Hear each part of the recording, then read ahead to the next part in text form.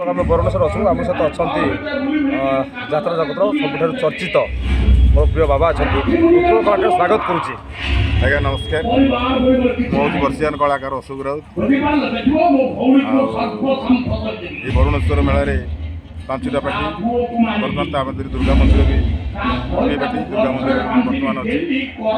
ଆଉ ଏ ବରୁଣେଶ୍ୱର ମେଳାରେ ଖୁବ୍ ଜମକରେ ଯାତ୍ରା ମେଳା ଚାଲିଛି। ଏଠି ଆମ ସହିତ ଆସି ପହଞ୍ଚିଛନ୍ତି ମାଇକେଲ ବାବୁ ଆଉ କୈଳାସ ବାବୁ ଆଉ ସେମାନଙ୍କ ସହିତ ଟିକେ ବାର୍ତ୍ତାଳାପ ଚାଲିଛି। ଉତ୍କଳ କଳାକାର ଯେଉଁ ଗ୍ରୁପ୍ କରିଛନ୍ତି, ଯେଉଁ ସଂଘ ମହାସଂଘ ଗୋଟେ କରିଛନ୍ତି କଳାକାର ପାଇଁ, ଏ ବାବଦରେ ବାବା କ'ଣ କହିବେ? ଶୁଣନ୍ତୁ, କଳାକାରଙ୍କ ସହଯୋଗ ସମର୍ଥନ ଏଇଟା ନିହାତି ଆବଶ୍ୟକ। କାହିଁକି ନା ମୁଁ କୈଳାସ ବାବୁ ମୁହଁରୁ ଯାହା ଶୁଣିଲି ଏ ସବୁ ବର୍ଗର କଳାକାରଙ୍କ ପାଇଁ କରାଯାଇଛି।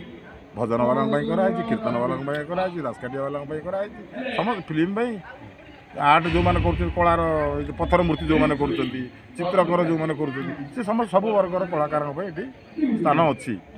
ଗୋଟେ ବଡ଼ ନିଃସ୍ୱାର୍ଥପର ଭାବରେ ଇଏ ଗୋଟେ ମାନେ ଗୌରବର କଥା ଯେ ଆମ ଓଡ଼ିଶା ପାଇଁ ଇଏ ଗୋଟେ ଗୌରବର କଥା। ଆଉ ମୁଁ ଆର ଉତ୍ତରୋତ୍ତର ଉନ୍ନତି କାମନା କରୁଛି। ଆଉ କୈଳାସ ବାବୁଙ୍କୁ ବହୁତ ବହୁତ ଧନ୍ୟବାଦ ଦେଉଛି। ଏ ଗ୍ରୁପର ସମସ୍ତ ସଭ୍ୟମାନଙ୍କୁ ମୁଁ ଧନ୍ୟବାଦ ଜଣାଉଛି। ଯେଉଁ ବାଦଲ ସାର୍ ବି ଅଛନ୍ତି ଗ୍ରୁପର, ବାଦଲ ସାର୍ ସମ୍ପାଦକ ଅଛନ୍ତି, କ'ଣ କହିବେ ସାର୍? ହଁ, ଜଣେ କଳା ପ୍ରେମୀ, କଳାକୁ ଭଲ ପାଉଥିବା ମଣିଷ, କଳାକୁ ସମ୍ମାନ ଦେଉଥିବା ମଣିଷ, ଆଉ କଳାକାରଙ୍କୁ ଭଲ ପାଉଥିବା ମଣିଷ। ଆଉ ତାଙ୍କୁ ବି ମୋର ବହୁତ ଧନ୍ୟବାଦ, ଯଥେଷ୍ଟ ଧନ୍ୟବାଦ।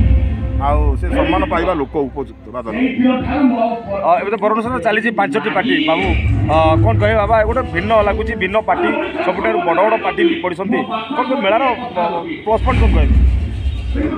ମେଳାକୁ ବହୁତ ଦିନ ତଳେ ମୁଁ ଆସିଥିଲି, 30 ବର୍ଷ ତଳେ, ଯୋଡ଼ିଏ ପାର୍ଟି ଉତ୍ତରକୂଳ ତାରପୁର।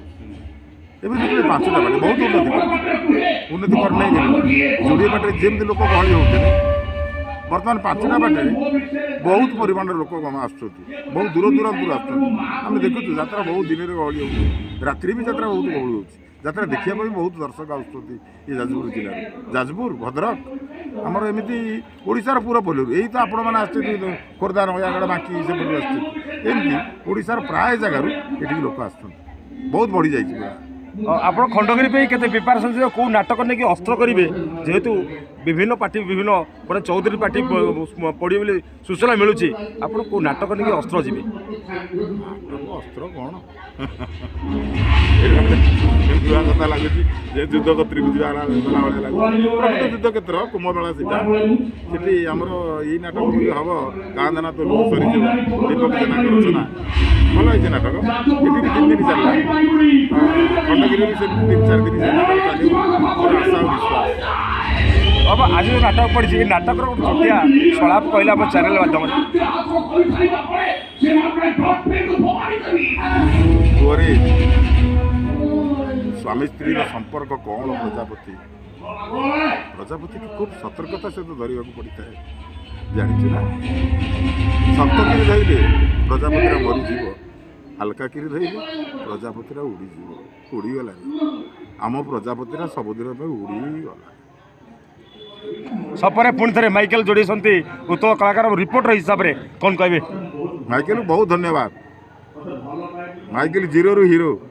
ସାଇକେଲ ଚଲେଇ ଚଲେଇ ମାଇକେଲ ଆଜି ପୁର ପଲ୍ଲୀରେ ପ୍ରାୟ ଓଡ଼ିଶା କଳାକାର ନୁହଁ, ଓଡ଼ିଶାର ପ୍ରାୟ ଗଳିକନ୍ଦି କୀର୍ତ୍ତନ ପାର୍ଟି ଠାରୁ ଆରମ୍ଭ କରି, ଡ୍ରାମା ସମ୍ମିଳନୀ ଠାରୁ ଆରମ୍ଭ କରି, ଡ୍ରାମା ଟୁର୍ଣ୍ଣାମେଣ୍ଟ କତରୁ ଆରମ୍ଭ କରି, ଏମିତିକି ଦାସକାଠିଆ ପାଲା ପର୍ଯ୍ୟନ୍ତ, ନାମ କୀର୍ତ୍ତନ ପର୍ଯ୍ୟନ୍ତ ମାଇକେଲକୁ ସମସ୍ତେ ଜାଣିଛନ୍ତି। ତା'ର ଅରିଜିନାଲ୍ ନାଁ କେହି ଜାଣିନାହାନ୍ତି, ତାକୁ ମାଇକେଲ ବୋଲି କୁହନ୍ତି ସମସ୍ତେ।